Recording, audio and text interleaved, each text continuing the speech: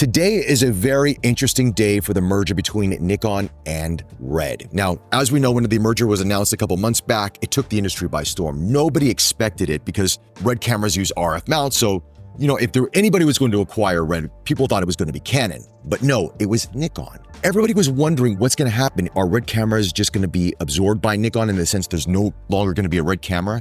Everything's going to be labeled by Nikon? Are we going to see Z-mount on Red cameras? What's going to happen with Red? Today is the first unveiling of this partnership for us prosumers and consumers, and that are LUTs that give us that red color science to our Nikon N-Log file. Now, this can be used on pretty much any Z camera that shoots N-Log, and you're gonna be able to use these LUTs. They're free to download. There's 5 LUTs included, okay? And these 5 LUTs are gonna give you that red look. Now, again, Red cameras are different. They do shoot in 16-bit RAW, so it's very different from 10-bit and 12-bit respectively for the Z cameras. But still, you're getting that color science, which is quite unique. So what I'm gonna do now, I'm gonna jump into DaVinci Resolve. I'm gonna show you these LUTs in action. I'm not gonna do any sort of color grading. I'm just gonna work with contrast, exposure, highlights, and shadows, just to kind of give you the baseline. Again, when you're a professional color grader, you're going to adjust a lot of different things, but this gives you a baseline, and it gives you a different look to your Nikon N-Log files than we've seen before from Nikon. Because obviously the LUT that they have now, it's got some saturation, some contrast. Some people like it, some people don't. This is going to give you that red look that I think a lot of you out there who've been trying to emulate, buying presets, buying LUTs to get that look, now it's available for free. Let's check them out. Okay, we are now in DaVinci Resolve Studio 19. And by the way, my voice, I'm a little bit under the weather, so just bear with me on that. So let's look at these 5 LUTs. First off is technical. This is going to be your standard Rec 709 look. Now, this is a little bit different than the standard Nikon N-Log look because it has a little bit less saturation, but less contrast. But again, depending on how you shoot, you overexpose, underexpose, all that comes into play, as well as how you adjust some of these tools here. Now, I'm not going to go into a whole deep dive color grading because if you're a professional color grader, you know how to play around with these files. But just to look at this file real quick here, I mean, very part and parcel with what we've seen from other Rec 709s, but it gives you more of that red look, a bit more cinematic if you want to call it that. Now, let's go to a chromic, which is basically either black and white here. And again, you can adjust this to make it a little bit more contrast if you want, give it a little bit more punch, add more detail. And if you do shoot in black and white, it's a good option. Now we got film bias. So this is one that a lot of people like to use as well. It gives you a much more kind of a cinema look. And again, the reds are a little bit desaturated. The colors are a little bit desaturated, but it gives you a nice urban vibe. Now, bleach bypass, film bias, bleach bypass is going to be even more desaturated, more contrast. The blacks are a little bit more crushed. This may be for some people and not for others, but again, depending on the scene that you're shooting, how you want to color grade this beyond this base LUT, there's a lot you can do with this. And of course, we have film bias offset, which gives you much more of a vintage kind of warmer tone to the image. With this setting here in Chinatown, this actually works really well. I would bump up the reds a little bit. Let's just do that real quick here. And I would bump up the reds, give it a little bit more saturation, play around with the exposure a bit. I mean, yeah. It's got a nice sort of vintage look, especially in Chinatown, where it has a little bit more of that old school vibe here in Singapore.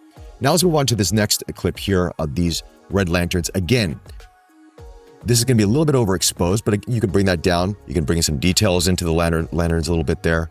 And of course, play around with your lift. And obviously, you can go into your curves if you want to do that as well and play around. So there's a lot of things you can do with this clip to make it more punchy. But look at those reds, how it comes alive. Reds are really accentuated here with film bias. Now we look at film bias bleach bypass, again, desaturated. So depending on the look you may like or dislike. And then, of course, we've got film bias offset, which is going to give you more of that vintage look. The reds are a little bit more desaturated. Again, you can bump that up if you want to, but it gives you a nice overall look. And again, we have these masks here. We go back to technical. This is a little bit overexposed, but that's okay. Bring that down. I love editing colors in DaVinci Resolve. Out of all the editing tools that I use, primarily Final Cut Pro, some Premiere, but primarily for all my color grading, I use Resolve because I just love the way that it handles highlights and shadows and exposure. It really does. I mean, that's why it's industry standard. People love this. But look at the colors off that. Absolutely beautiful. We want to go black and white. You can. We've got film bias, which is actually quite nice with this clip. This is a little bit desaturated again, depending on your look. And this, I'm actually enjoying film bias offset with this clip as well. And here is a street scene, just to kind of give you an idea what that looks like. A little overexposed on my part, but that's okay. I'm going to just bring that down with the gain. The gamma, again, I'm not doing anything major with these LUTs. I'm just adjusting basically shadows and highlights and playing around with that stuff. So again, you have a lot of leeway you can do with this. This is just sort of giving you a template to build off of. Now that is with technical or Rec 709, achromic, film bias. It looks actually not too bad. This one, again, that urban look, but film bias, bleach bypass, I feel like you're gonna have to put a little bit more work into making the files the way you want it to. And of course, offset looks pretty damn good, my personal opinion. So just for comparison, I'll show you Nikon N-Log LUTs that I downloaded directly from Nikon's website here. And these are basically just Rec 709 LUTs, very standard LUTs. There's nothing that's super creative here. Again, if you're a color grader, you know how to play with these and kind of build on this, but just to give you an idea of what it looks like. And for the most part, yeah, standard Rec 709 might be a little bit desaturated here, but for the most part, it's relatively the same. So with that, guys, I am going to show you a series of clips that I took at this Indian temple here in Singapore. I'm going to apply those red Nikon LUTs to it to give you an idea of how it looks in a variety of different scenarios.